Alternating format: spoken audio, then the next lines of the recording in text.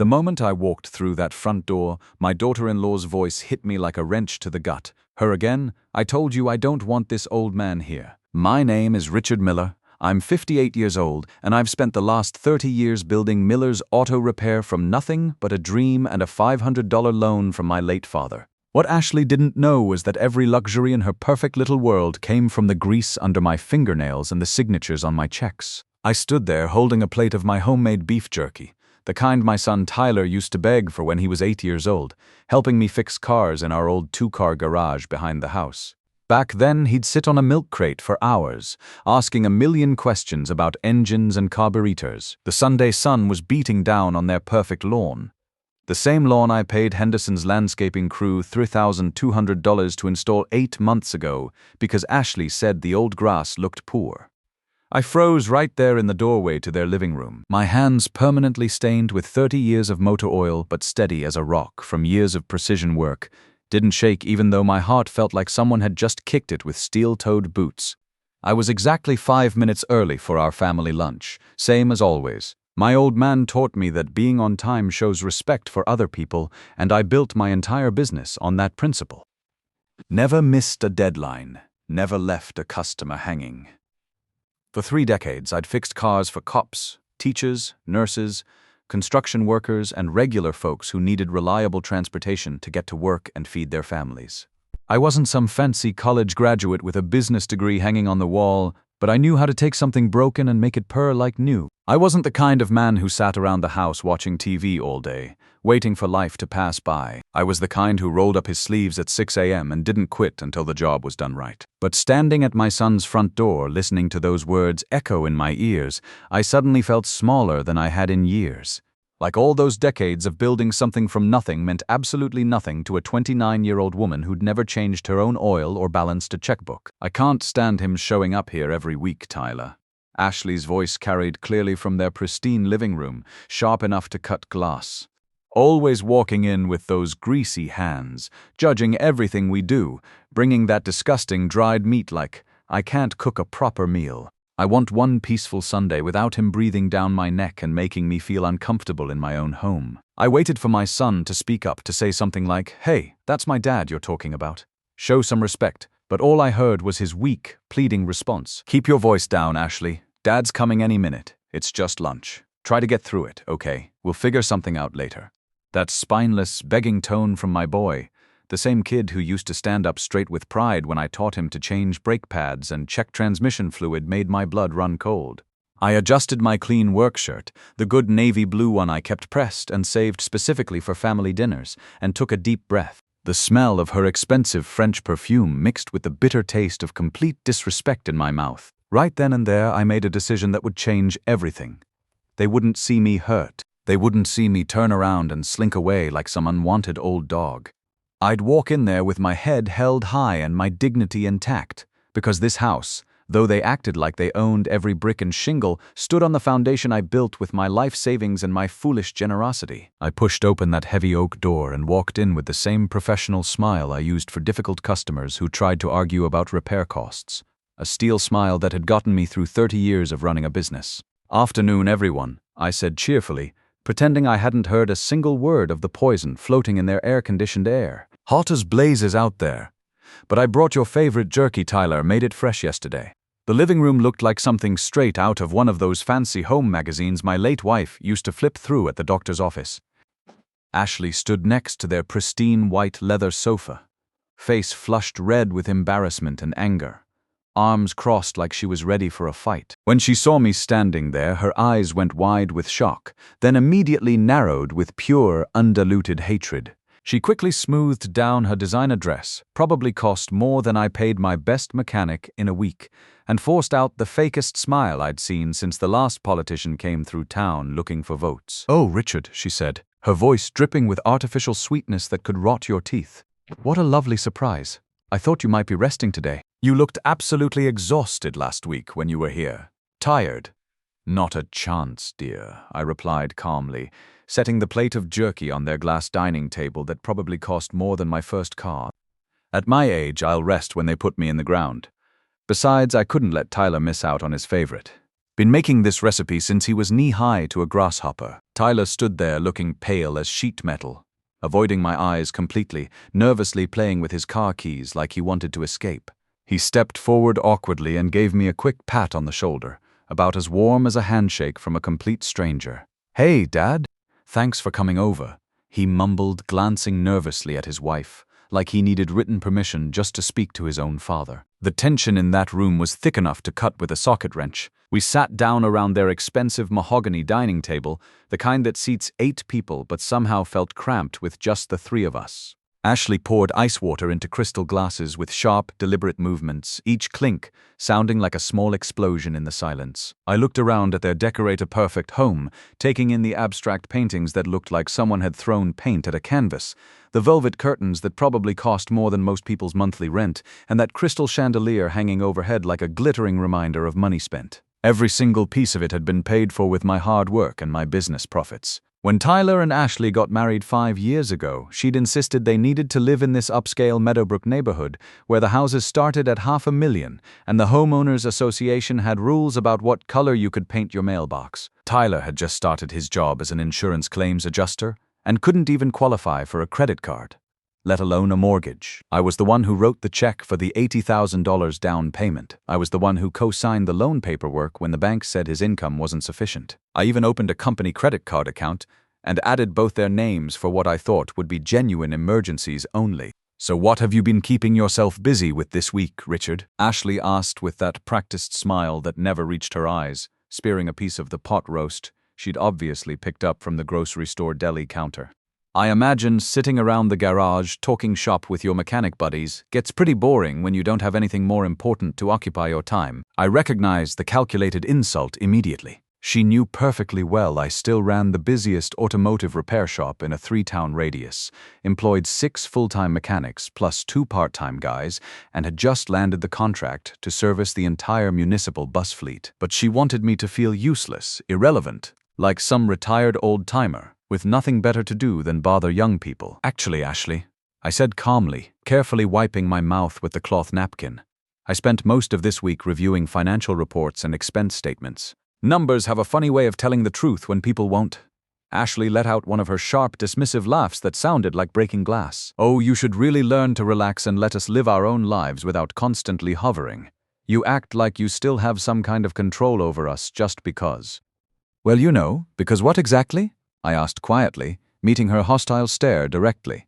"Because you're Tyler's father," she replied, her voice getting bolder as she sensed what she thought was weakness. "But he's a grown man now, with his own family and his own responsibilities. You're just a guest in our home, and honestly, these constant weekly visits are becoming exhausting for both of us. I think you need to understand your place in this new dynamic." Tyler nearly choked on his water, sputtering and coughing. "Ashley, maybe we should dial it back a little bit. What, I'm just being completely honest for once instead of pretending everything's fine." Her voice was rising now, getting shriller.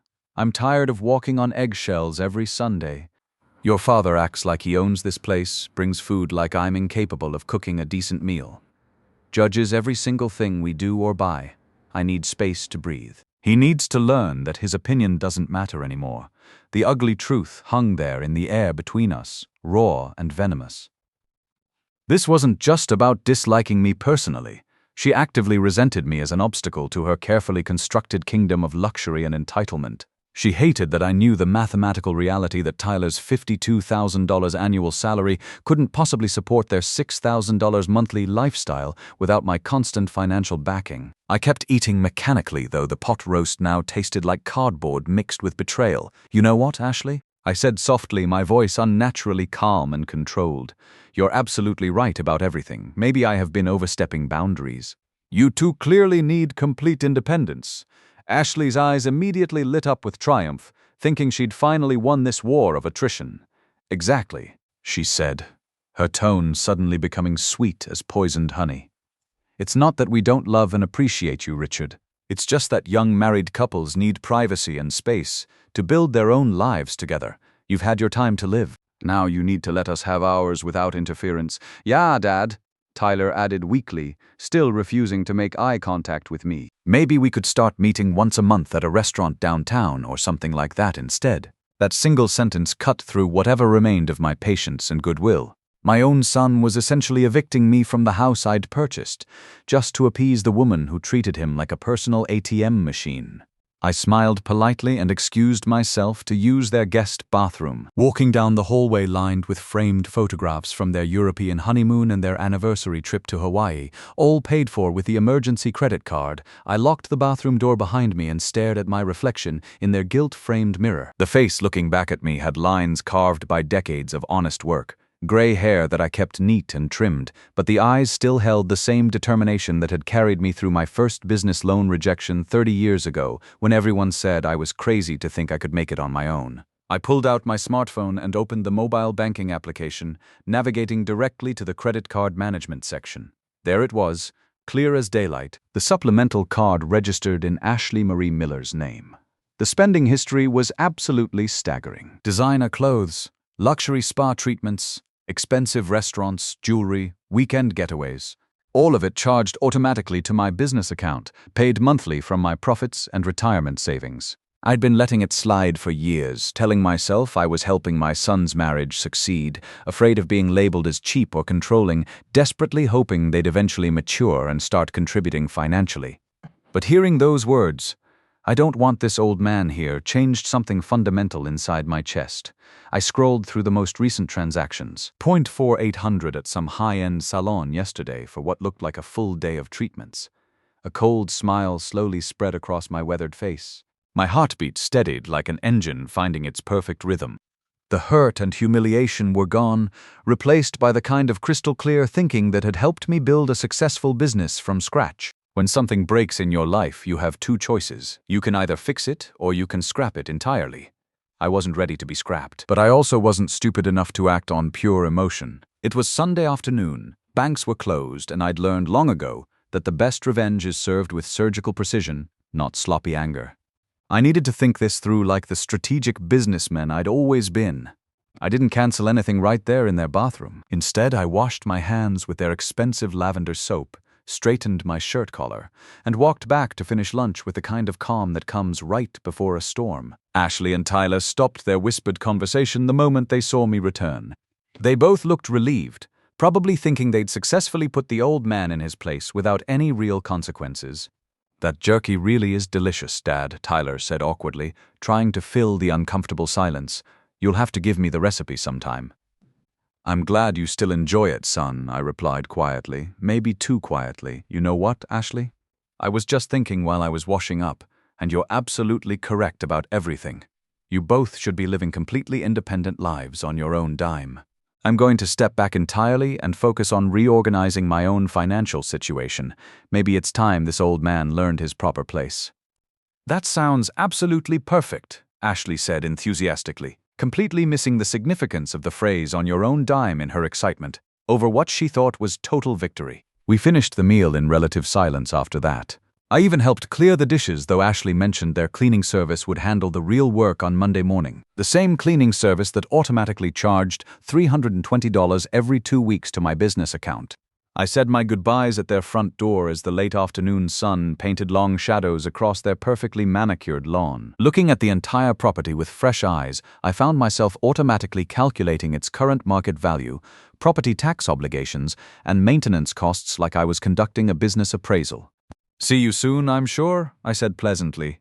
"Yeah, we'll definitely stay in touch," Ashley replied dismissively, already closing the door before I'd even turned around. I climbed into my reliable old pickup truck, nothing flashy but built to last, and drove slowly out of their gated community. The security guard at the entrance waved at me with more genuine respect than my own son had shown all afternoon. During the drive home, it was just me and my growing plan. Sunday was ending, but Monday was coming fast. And Monday was when banks opened, when business got conducted, and when financial reality came knocking on people's doors. They wanted the old man to disappear from their lives. What they didn't realize yet was that this particular old man controlled every dollar that made their artificial world possible. When I got home, I kicked off my dress shoes and made a full pot of black coffee. Sitting in my favorite leather recliner in the living room, I stared at the wall clock and did the math. 14 hours until First National Bank opened for business. 14 hours before Ashley discovered her platinum credit card had transformed into worthless plastic. 14 hours before reality came calling, and this time it wouldn't be bringing homemade jerky. The next morning arrived with the kind of crisp clarity that comes before major weather changes. I woke up at 5 a.m. sharp, same as I had every working day for the past 30 years.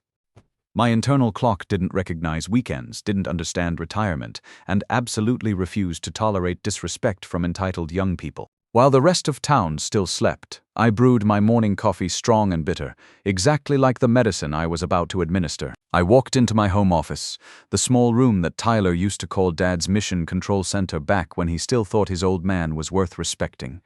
I opened my laptop and pulled out a thick manila folder labeled Tyler's Household Financial Support. Looking through the detailed bank statements and automatic payment records, I realized I was seeing more than just financial exploitation. This was a complete written record of my own willful blindness over the past 5 years. The credit card was just the tip of the iceberg. I logged into all my accounts and began adding up the real numbers, and what I discovered made my blood pressure spike.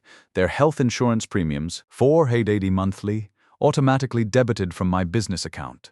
Both car insurance policies covering Tyler's sedan and Ashley's luxury SUV, $340 monthly charged to me. Property taxes on their house, $4,200 annually, paid from my personal savings. Homeowners association fees, $150 monthly.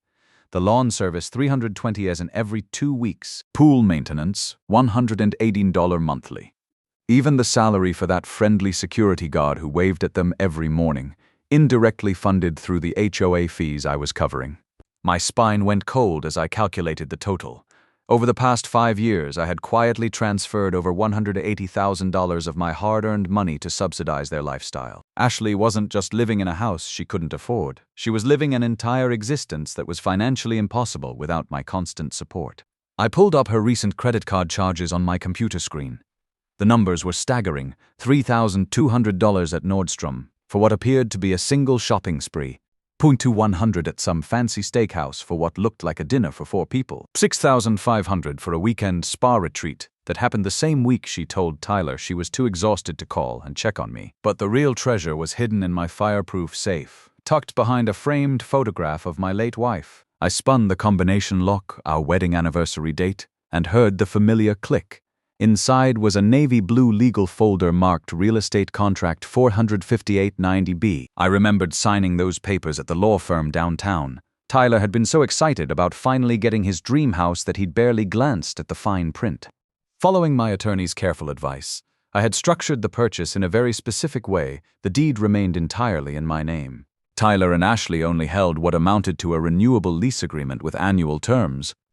And buried deep in clause number 7, written in small but legally binding print, the contract stated clearly: the property owner reserves the absolute right to terminate this occupancy agreement immediately if tenants engage in behavior that violates principles of basic respect or causes reputational damage to the property owner. I wondered if screaming, "I don't want this old man here," about the actual homeowner might qualify as a violation of basic respect. My lawyer would probably say it did. I poured myself another cup of coffee and made my first phone call. Diane Rodriguez, my office manager, had been with Miller's Auto Repair for 12 years and understood how to handle delicate situations without asking unnecessary questions. "Morning, Rich. You coming in today? We've got those city fleet inspections starting this week." "I'll be there this afternoon, Diane, but first I need you to handle something important for me." "Of course. What do you need?" "Call First National. Ask for Tom Peterson in commercial accounts. Tell him I want to immediately cancel the supplemental credit card ending in 47029. Ashley's card." "And Diane, when he asks for a reason, just say the primary account holder is revoking authorization due to misuse of privileges." There was a brief pause. Diane had met Ashley several times at company events and had formed her own opinions. Should I report any fraud concerns? No fraud involved, just poor judgment and worse manners. Also call Suburban Services and tell them that effective immediately, all services for 1247 Oak Street should be transferred to the residents' names. No more automatic billing to Miller's Auto Repair. Understood completely. Anything else? That's plenty for now. Oh, and Diane, if my son calls looking for me later, tell him I'm in meetings with potential new commercial accounts. Let him wait. By 10:30 a.m., I was dressed in my best business clothes and heading to the bank. Even though Diane had already made the calls, I wanted to sign the official paperwork myself and make sure Peterson understood this wasn't some temporary misunderstanding.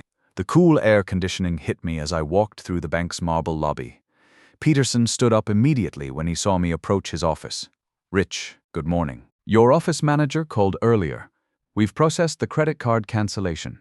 Is there some kind of security issue I should know about?" I settled into the chair across from his polished desk and looked him straight in the eye. "No security problem, Tom. Let's call it a performance issue instead." Performance issue. That particular investment stopped generating returns in gratitude and respect. In business, when an asset becomes a liability, you cut your losses and move on. Peterson nodded professionally, though he looked slightly confused. "The card has been deactivated.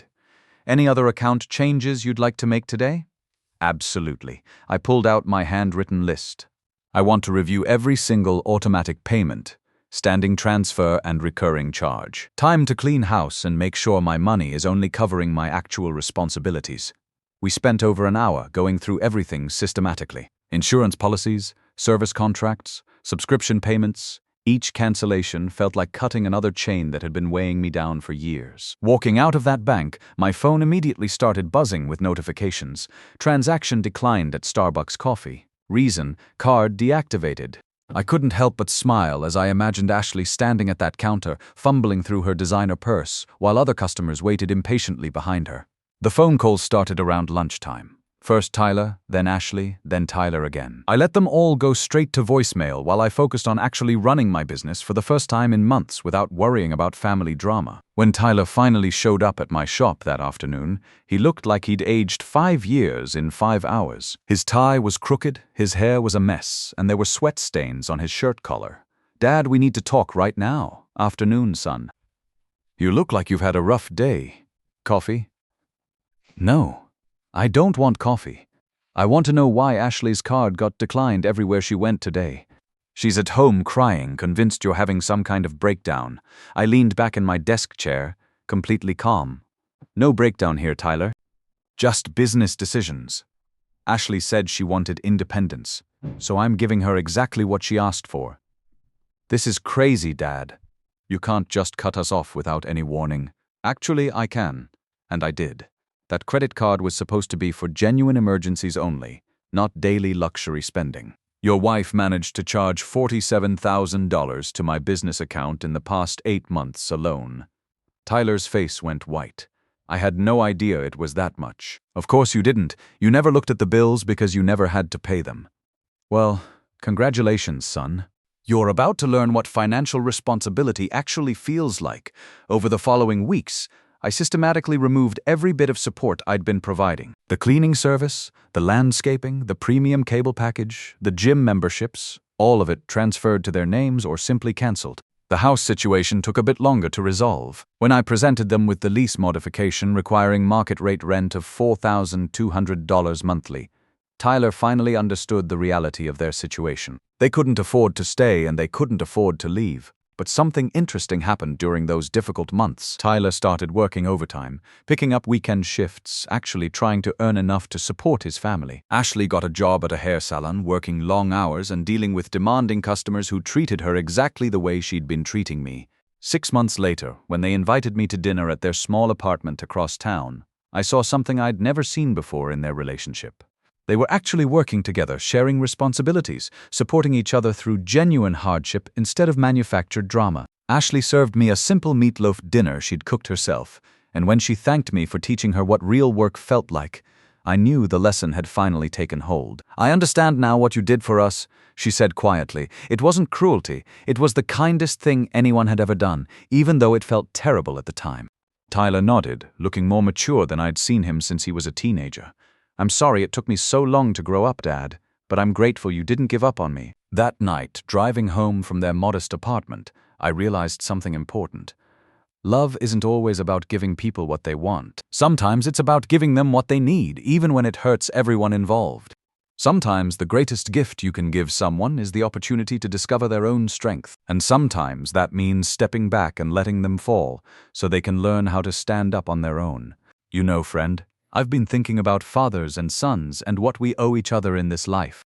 Maybe you've got your own Tyler situation, or maybe you're dealing with people who think your generosity means weakness. Here's what 30 years of business and 58 years of living taught me. Respect isn't something you can buy with credit cards or kindness. It's something people have to choose to give you. And if someone won't give it freely, maybe it's time to stop paying for the privilege of being disrespected in your own house.